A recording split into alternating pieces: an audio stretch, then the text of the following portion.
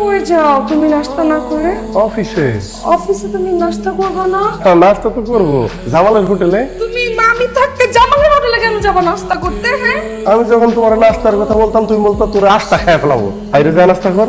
আমার তো অভ্যাস হয়েছে জামালের হোটেলে নাস্তা খাইতে খাইতে। তুমি না পুরানো কথা নিয়ে বসে আছো। এখন থেকে যা গেছে বাদ দাও, আগের দিন বাকি খাইছে। এখন থেকে আমি নাস্তা বানাবো, তুমি আমার হাতে নাস্তা খেয়ে তারপর অফিস যাবো। ওয়াদা করো, বলো প্রমিস। কে? আমি ছাড়া তোমার আর কে বাবু ডাকবে বলো তো? আমি তোমার জন্য গরম গরম নাস্তা বানায় নিয়ে আসছি। আমি তো আর অন্য মানুষের মতো পাউরুটি নিয়ে বসি নাই। আমি তো জানি আমার বাবুর কি পরিমাণ গ্যাসের সমস্যা। খুব যত্ন করে আদা দিয়ে চা বানাইছি, তোমার এটাতেও গ্যাসের সমস্যা কমবে।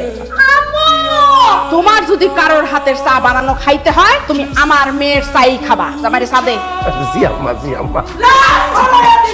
তখন যখন এত ইচ্ছা খাওয়ানোর ইচ্ছা, এতদিন ইচ্ছাটা কই আছি